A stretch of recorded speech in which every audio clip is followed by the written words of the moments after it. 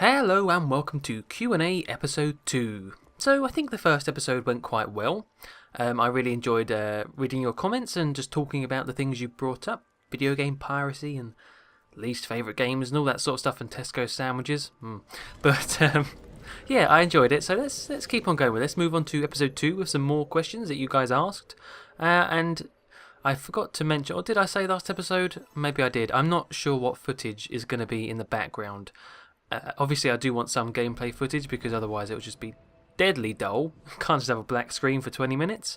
But I'm thinking the games I'll try and use as background gameplay will be things like games, indie games, not necessarily indie games, but just games I've got from humble indie bundles which I haven't unlocked yet, which I haven't played yet. So, you know, you get tons of games in those bundles, and I've got quite a few backlogged which I could use for some nice background footage. Especially indie games, some of them look really nice, and when it's just background footage, that's all it has to do is just look nice. So I expect that sort of stuff in the background. But yeah, let's go on with these questions then. So I think at the end of last episode I said I'll leave the next question for next episode because it's quite a big topic, and so let's get started with that question, which was asked by Canada BC, a lovely person, who asked, how do you manage to balance university life with making Let's Plays? As a university student myself, I cannot even imagine doing what you do without it having an impact on my grades. That's a good question. That's a good question which I haven't really brought up at all in any of my Let's Plays, which is kind of odd. I mean, I moan every now and then about time and not having enough time, or, you know, working around things, but I never really have addressed the sort of balance issue. So, well, where to begin, really? I think I do a decent job of balancing it, but I think the reason why is because this Let's Playing and video creation has become my sole hobby, which is good and bad. I mean, it's good because I've got to know tons more people, develop skills, believe it or not, from doing this. Just, you know, having fun, and yeah, I mean, there are so many positives that I couldn't even name them all. But, you know, it's not all rainbows and fairies and butterflies. There are there are negatives as well. Other people might say, bigger channels might say, the hate that you get, or, you know, the criticism that you get, death by 1,000 paper cuts, that sort of stuff that you get from really annoying comments. I can't say I have that because I'm not a massive channel, and for the most part, all the comments I get are really nice and lovely. So, yeah, that's not a negative for me, but it can be. I suppose more of a negative is that it has sort of taken over and overridden other hobbies that I used to do, which I don't do as much anymore. The main ones being, oddly enough, playing video games. I know that sounds odd, but I don't really play any games outside of the ones I Let's Play now, which I tried to fix. I've been trying to fix that sort of problem for like the past year now, or maybe half a year. But I can't sit down and play a game. My attention's terrible. It's like I want to go quickly check on Twitter, or I want to go check on the comments or something on a video, and you know, I just can't sit down and play a game for like 2 to 3 hours, which I really am still trying to fix. But I think that's an issue with doing Let's Plays, but also I think that's an issue to do with growing up. You know, when you're young, you're like, oh my god, I can't wait till I can just play. You know, I'm not at school, so I can just play games, blah blah blah. You get to the age where you can play games, well, after work obviously, and you don't really have that drive for it anymore. Some people do, obviously. This isn't the case for everyone, but it's odd that, you know, that urge to just sit down and play a game non-stop has sort of died.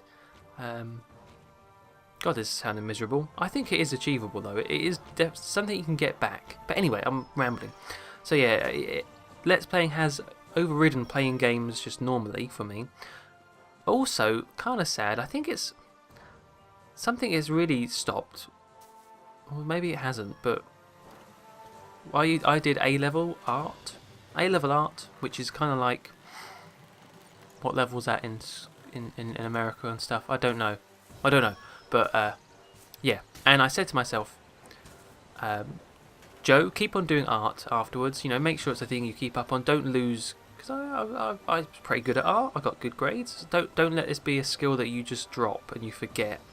Now, I don't know if you can really forget art. You might get rusty, but I don't know if you can just suck at art all of a sudden. But it's something that I told myself to keep doing, and what do you know? I haven't. I haven't really kept on it. I said I'd do sketches and paintings every now and then, and that hasn't really worked out. It's funny actually, when we were doing A-level art in my class, we would always moan, oh, the exam board, they're making us jump through hoops, having to fill in like have to check boxes, you know, how can you do that for art? We're supposed to be free, man, we're supposed to do what we want. And that's what we were all saying, we were all getting really annoyed with the exam board. And then, what do you know, as soon as you finished it, and you're actually free to do what you want, I didn't have a clue what to do. I was like, what do I do? I have all this freedom now and I don't know how to use it. So anyway, that's a whole other topic in itself. I'm really straying from the question. So yeah, Let's Playing hasn't really affected my grades so much as it's affected my hobbies. I think the balance between university and Let's Playing hasn't been too bad, because to be honest, my university course so far has been, I wouldn't say easy, but it hasn't been particularly challenging. I've kept on top of work reasonably well. I could do most of it, which is a bit of a bad thing. I suppose you do want to be challenged. Maybe third year will be the challenging one. It should be. But yeah, it hasn't really got in the way of my grades, because I've managed to get decent grades. In fact, the thing that there's many different sides to this, because it didn't really affect my grades, and it hasn't. But the other side of university is the social life. You know, going to societies and sports clubs and things like that. And I kind of did miss a little bit of that. But that's separate to Let's Playing. That's more because I had a part-time job, which was at the weekend. So if it's at the weekend, you're going to miss a lot of stuff, because that's when people go out. I didn't live on campus either, so that sort of distanced me a bit from what was going on. You know, there are lots of things to this. I feel like I'm giving like some kind of psychiatry thing now. Like I should be laying down on a chaise lounge. Okay, but to answer your question, how do I balance it? It's simply my hobby. So I came in from university, which, you know, often wasn't a whole day. It could be like 11 till 3, whatever. And I did it then. Now you could argue I could have done other things in that time, but a lot of the time I did the Let's Plays. And I suppose now it's not so much university. I'm doing a placement year, so it's now work 9 to 5, and it's not. I've only been doing it for 3 months, but it hasn't really got in the way of that either.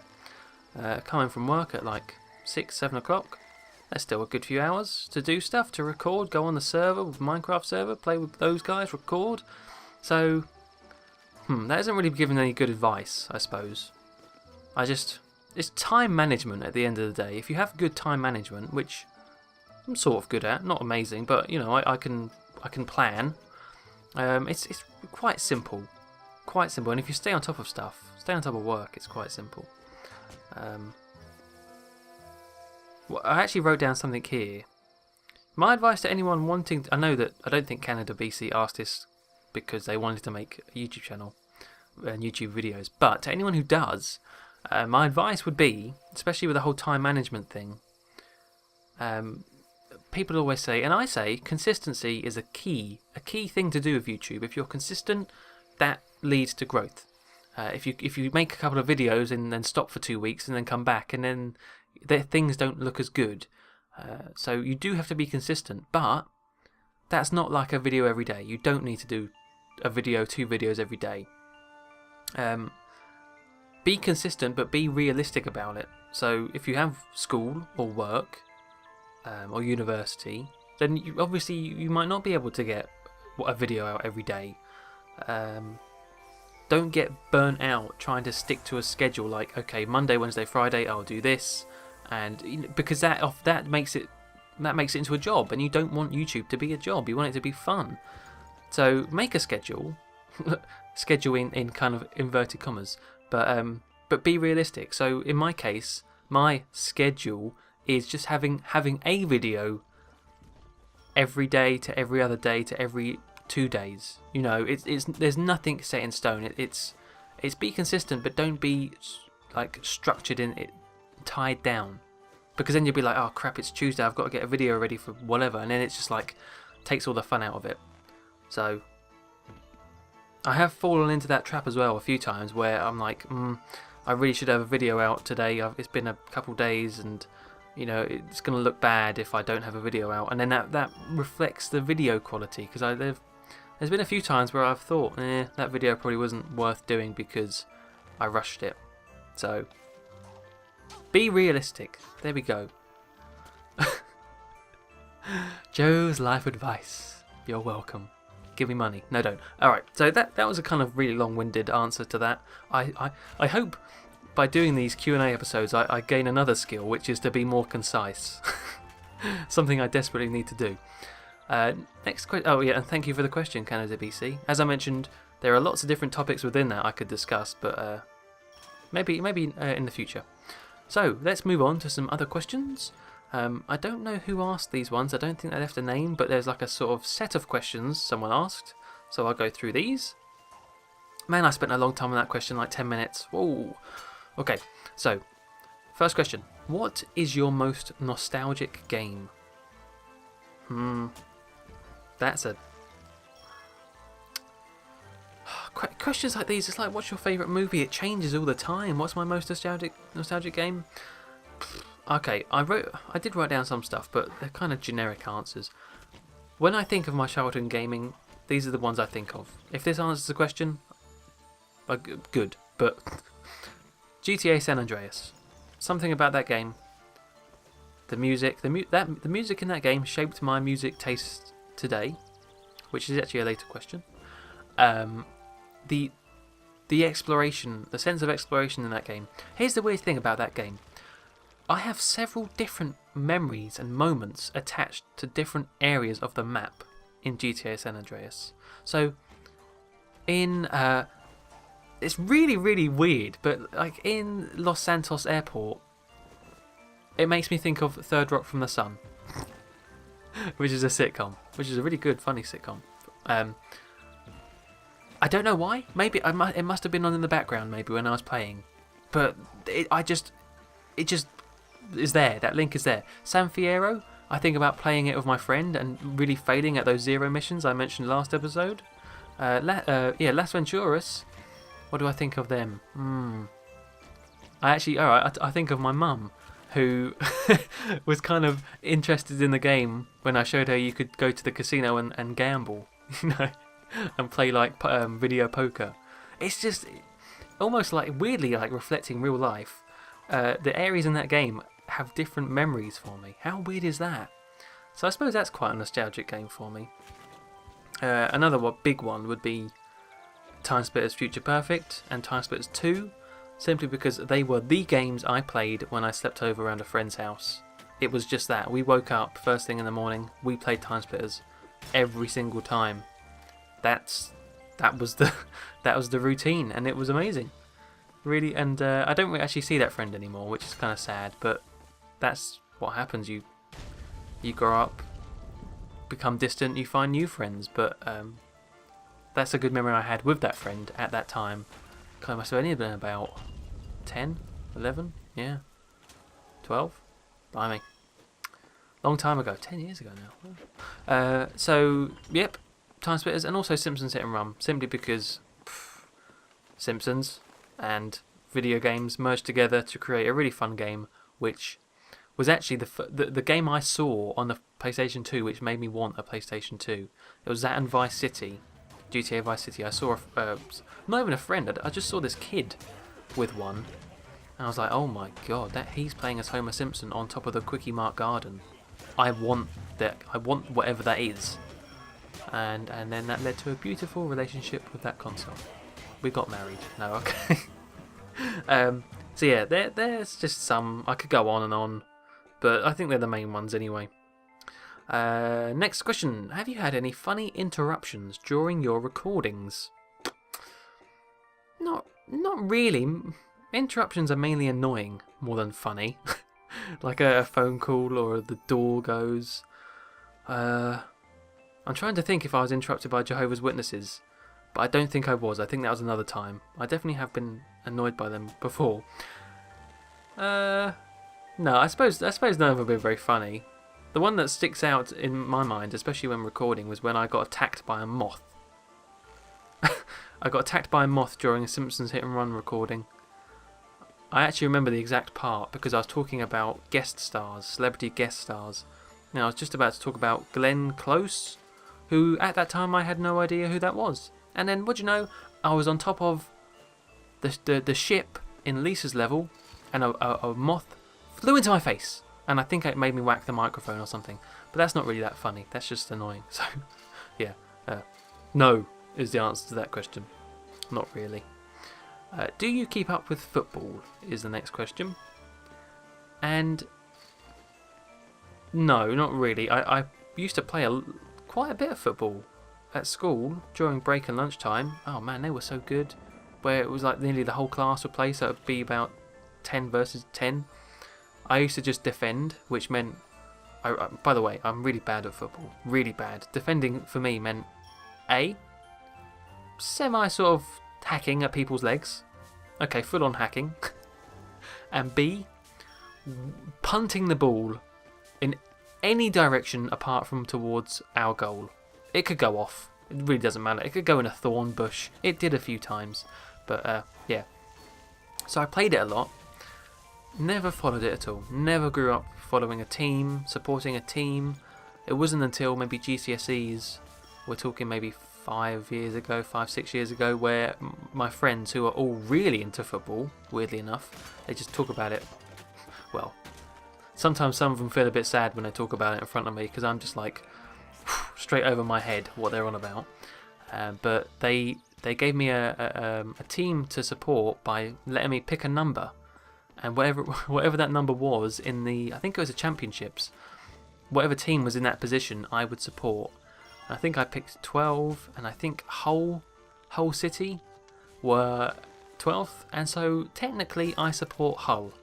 Now, do I know about the team, the players, the matches? No, I don't. It's just a bit of fun. So yeah, whenever anyone asks me what team do I support, I say Hull, which makes no sense at all because I'm nowhere near from Hull. Yeah. So no, I don't keep up with football. Maybe the World Cup, just a little bit. The World Cup, yeah. Any plans on doing the Jack and Daxter sequels for a Let's Play? I'll keep this answer short and sweet. I may have mentioned, I think it was on the podcast with Honest Tom 23, I picked up from a retro game store a guide, a video game guidebook to Jak 2, and I've been having a quick flip through it. That game looks absolutely huge. The amount of detail this guidebook goes into is crazy, and it's so different to the first game. But I probably will. Now, not anytime soon, I can say that, but it's taken me 2 years, or maybe even 3. Yeah, maybe even 3, to do Time Splitters 2 after the third one. But I will, because it's definitely a game I want to try. It's very different in tone to the first game, but it's still supposed to be a really good game. Also quite difficult, which is worrying. But yeah, I will do a Jak and Daxter sequel at some point. And we'll end off this episode by answering the final question by whoever submitted these sort of set of questions. You might have to leave it in the comments, whoever did. With these, another one. What Let's Play did you have most fun doing? And don't say you enjoyed every Let's Play. He's telling me, well, or she, they're telling me off. Don't cop out of this question. So I won't cop out. I wrote this down as well. Most fun doing a Let's Play? This is a tricky one. Because what would describe most fun? Because as you quite rightly say, I do have fun with every Let's Play. I wouldn't do them if I didn't have fun. But which one did I have most fun? Which one do I look back and think, oh, that was a good time? Does that necessarily mean they're easiest? Because if they're easy, that means they kind of came naturally? Okay, so my answers are, there's more than one, I'm sorry. No, I can't really give more than one. That's cheating, though, isn't it? Okay, I'll give you the contenders. Hit and Run, Simpsons Hit and Run, because everything goes back to The Simpsons. In my life, everything goes back to The Simpsons. Just the truth. So yeah, Simpsons Hit and Run. Destroy All Humans 2, specifically 2, not 1, but 2, Jak and Daxter, and Futurama. But here's the thing, I think a lot of that is just as much as it's to do with when I did them and what was going on in my life, as well as the game themselves. The games themselves. So, you know, I have fond memories of Futurama because that was during the summer, and I had free time and I could hop on and do a recording and then go out and see some friends, and that's why that one seems more or a lot of fun to me. Same thing with, well, was Jak and Daxter during the summer? I think it was. Wait, when did I even do that Let's Play? Oh god, my memory's so bad, but I think that was during the summer. If it wasn't, it was still when I had a bit of free time. And plus, I really enjoyed that one because I feel like I really did my research for Jak and Daxter.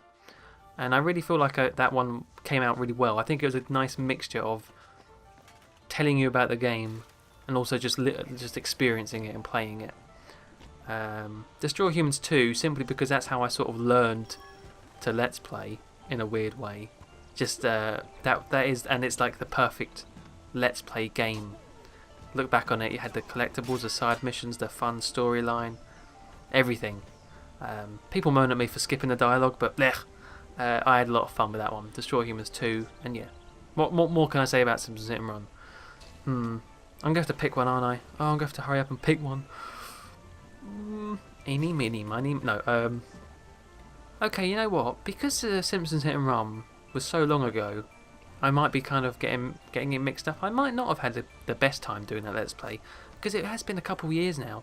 I'm going to go with Jak and Daxter, because that's more recent, and I really do have fond memories of doing that Let's Play. Just the game itself. Yeah, Jak and Daxter, the Precursor Legacy. So if you haven't watched that Let's Play of mine, you might want to check it out. I'm really proud of it. I think it's one of the best Let's Plays I've done. Look at me flogging my own stuff. God, I'm terrible. So yeah, I think we'll end off this episode here. Really good questions.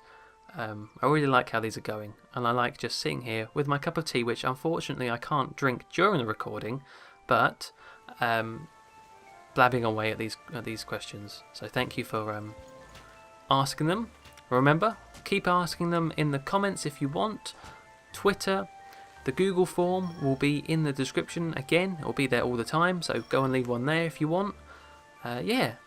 So with that, thank you very much for watching, and until next time, goodbye.